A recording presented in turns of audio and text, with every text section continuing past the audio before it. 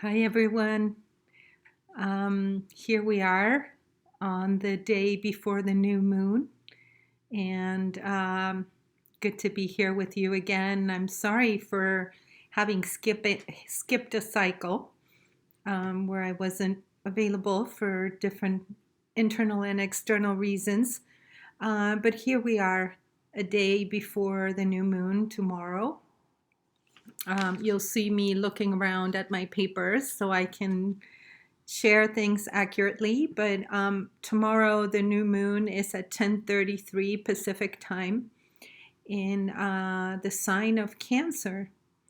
And as some of you know, I'll repeat this for those that don't. I like to do these sharings inside of a few things. One is the journey of the lunation cycle, which is what happens between the new moon and the full moon and that we're in. And then a number of the different pieces that feel important of the other planetary cycles that are happening around the same time.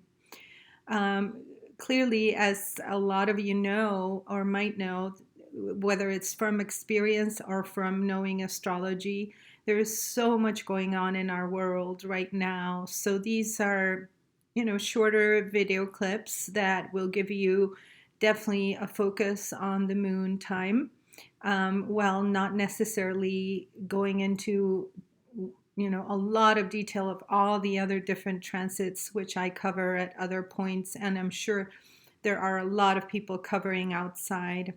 But I will mention a few of them today so you can have them in your consciousness. A few things that are interesting to hold in account is the emphasis on the Cancer Capricorn polarity that we're in. This new moon is already the second moon that happens in Cancer within a small cycle. The other one happened during the solar eclipse weekend, the summer solstice weekend, where we had an eclipse, and that was the first round of moon in Cancer and new moon in Cancer. And then we had the next eclipse in the full moon in Capricorn. And it's rare that we have this next moon at the very end of Cancer as well. So we could say that this moon strongly appears under the influence of that eclipse season that happened just last month. So I can share for myself that eclipse season was incredibly challenging and strong in really shaking foundation, which I know is happening for a lot of people personally and also collectively, clearly. And I'll get into a little more description of these pieces. And then the other important piece is that I do like to see, to name where the full moon will show up inside of this particular cycle of the moon. And the full moon will be on August 3rd at 11:59 a.m. Eastern Time in Aquarius.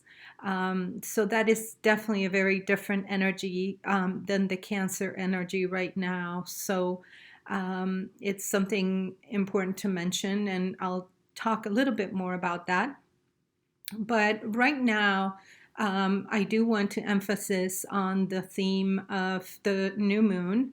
The new moon is, for those that don't know or can't remember, is the moment where the sun and the moon are in the exact same sign. So, what we call in astrology a conjunction, same sign, same degree.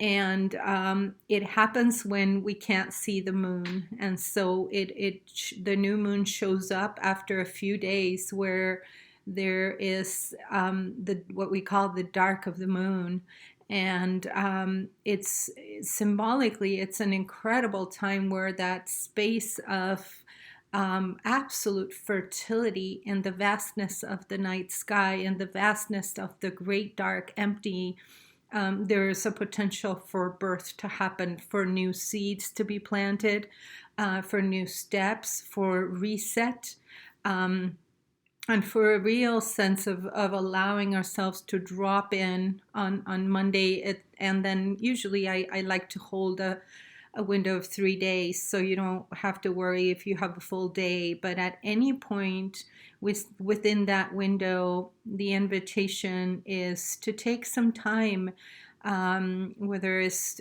to be out with nature, or to, go be outside for sure, or go into a space of calmness, of tranquility, of meditation, to go inward and make prayers or set intentions of this next round of moon cycle. My invitation during these sharings of the moon cycle is connected to this place of inviting more and more the consciousness of the cyclical nature of our life as humans, something that these really crazy, fast-paced times has really denied us of, and pushed us to forget that linear time of just go, go, go, go, go. And in the lunar cycles, I like to invite that invitation that nature has cycles, our body has cycles, our psyche has cycles, and to really enter that space as an invitation of a different time zone almost. And especially during this time where in the United States, there's a request and invitation to come back to the shelter, for those that are able to and are not, committed to essential jobs, or that this is a time where we can actually use this time to go inward when we can and how we can, and do a time of reset, a time of reflection. And they're, at a time where a lot of our reference points of orientation, of planning, of uncertainty, of not knowing which directions we're going, to be able to use the compass of the heart is a really important invitation. Cancer is the path of the heart.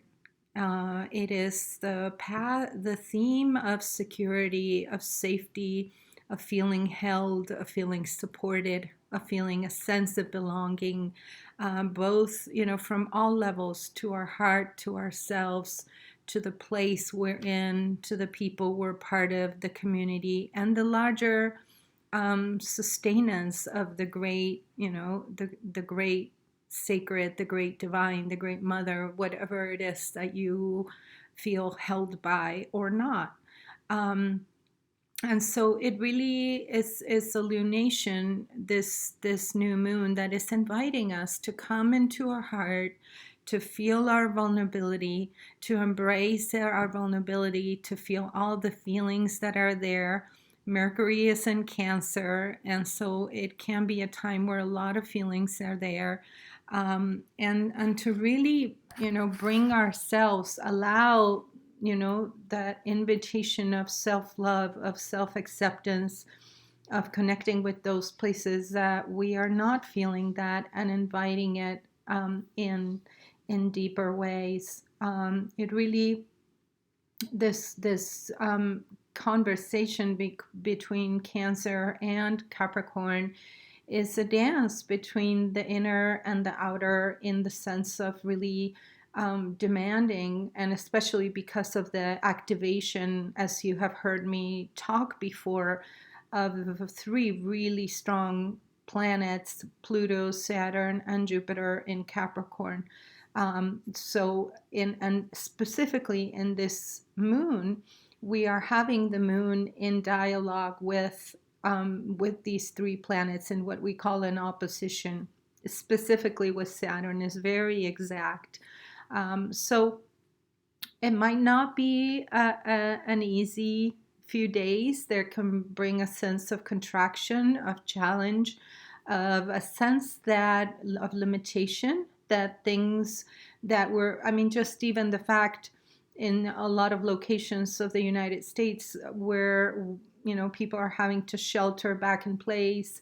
A lot of countries are still in it. And for others who are not, there's a lot of rethinking of what are the structures that hold us. But it's a real time where there's a sense of contraction inside of this incredible rebirth of all the different structures that are not working, inner and outer, and a real, almost like a real experience of being in the midst of the birth canal when we're having. I've used this metaphor before because it is such a perfect, precise metaphor, the birth metaphor, where the fetus is in the womb, the contractions are going at full force, which are these incredible forces of transformation, of birth, of energy, right? That's what the contractions are. But they're also of a sense of constriction, of limitation, and in the end, these contractions are bringing us towards birth. But in the moment, they can feel as a sense of, how am I going to get out of this? There's no exit, or is there? And how are we going to we start getting tired. We end up without energy. So it's a real, the invitation I feel of this opposition with all these planets in these incredible forces of life and death in a certain way that we're having to confront during these times. Here comes the new moon in Cancer, right? And connecting with all these other planets and asking the question to stop. I place my hand in my heart. Perhaps I've been having to do that a lot these days to remind me to come back to listening to my own heart and not get distracted from everything that is coming from all external ways, because there really is a deeper voice and place of connection that can happen, right, at every new moment, inside, when we're inside of so many energies of birth, of rebirth, and also of information outer.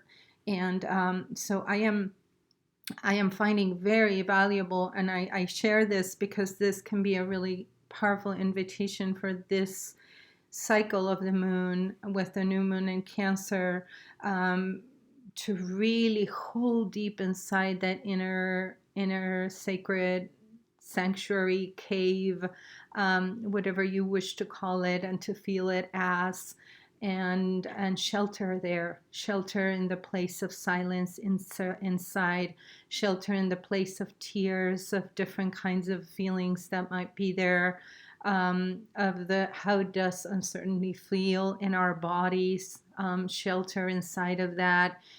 Bring art, bring movement, bring music, anything that will help us find that sense of refuge, of sanctuary, of inner belonging, is, and ask the basic questions of needs, of care.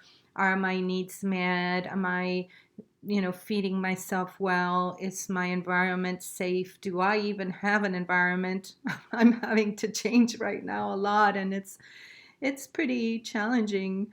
And there's people out there who don't have anything at all, and inside of that continuum, people who might, but that inside don't feel it, or any tone of this topic of our basic needs, our basic sense of ground, of security, of safety, and belonging are really, truly important. How do we feel supported? How do we feel cared for? What am I doing to support that? And inside of that, there's also Venus, who's really asking of us, to ask the question of, what do I value? What is important to me? what inner in the outer conversation of the structures, what inner structures are dismantling, what do I value the most, how do I move around life right now with all the different demands that are there. So I want to read. There is something that is called the Sabian symbols that is part of a really ancient tradition of astrology, where there's a degree for every symbol of the zodiac. And I want to read two of them that I like to work with and play with. One of them, it comes from the Dane Rudyard and Mark Edmund Jones tradition, and the symbol of where the moon is in Cancer is called Muses weighing newborn twins in golden scales. And what this talks about is it speaks a lot about paradox, and it speaks about weighing our different alternatives. How do we hold the different paradoxes and alternatives in life? But that's a metaphor that you can play with as a way of the inquiry for the next few days.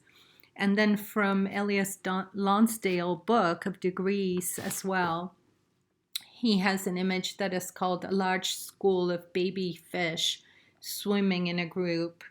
And then he says, we have all been here before. We have swum in these waters. We have joined the chorus of a budding civilization. We have paid our dues. We have entered upon the follies. And we have most of all come to a place of rest in the thickest of deep disputes and conflicts, for we have learned how to get through and keep on flowing. Now there comes a different lesson. So much of what we know is of the past, is given by time, and is made possible by the soul group we belong to. In so many ways, we become everybody around us. We lived their lives as our own. It has been such a dream, such an endless dream. Yet, as we keep on moving through the same currents forever, as we flow with the familiar and the comfortable, the trance starts to wear off. We have the strange sensation of being forced back upon ourselves to determine what we think, what we feel, and what we know inside. It is a rude awakening when you are this accustomed to merging within the given pattern. The initial point of coming forth on your own feels like a terrible severance, a deprivation, a loss. It is hard to find the blessing in it. Therefore, the drama must go on. All the currents stirring up the waters, the turbulence and the issues, these things must play out. Just being part of something that's always been there, you are now led deeply to find your own inner ways. There are lots of tearings. It isn't easy. Yet the blessing really is that somebody is being born who can follow a spirit that is bright and clear and so true. What a powerful degree, right? I feel like both of these really in conjunction make the fullness of some of the important themes here. What is this place of the clear, true story that we can tap into in the midst of all these experiences and learnings that we have known forever in our consciousness, in the collective ancient themes that are now needing to be reborn into the new story that Gemini is really inviting, and this constant weighing of the paradox that we are working with very strongly with the Venus and Gemini journey and process. So this is I wanted to share these two symbols. Just want to also make a note that some of the symbols and what I read is very symbolic, metaphoric language. So just use it as part of a meditation. See if it fits for you. If it doesn't, that's fine. I feel it's more important that it comes in from the intuitive place rather than having your mind trying to fit it. Um, I do want to just add a couple of things that are very alive in during this new moon time. And in addition to the oppositions that I mentioned, just a couple more things with the opposition to Saturn. There can be a sense during this kind of a theme where the feeling is that there's something outside that is opposing something we need, something we want, that confronts our own inner sense of authority, that is asking us to not only to see our limitations or the limitations of an external situation, but also to therefore ground in our maturity, in our sense of inner authority. It can be a time where fear is awakened, and some of those inner places of what, how does fear show up, or the opposite, to try to keep control when we don't know where things are going. But the invitation again is coming back to the heart, coming back to that place of self-care, of self-love, of inner attention, inside of the greater belonging of our collective. And so such a time of the inner outer dance, and of a real also contemplation around communicating our truth, and how do we communicate that in a way that it works for us and it works for others, as an important piece. And the last piece I'll mention, so this doesn't get too long, is the energy of Mars is very strong right now. Mars is assertion, affirmation.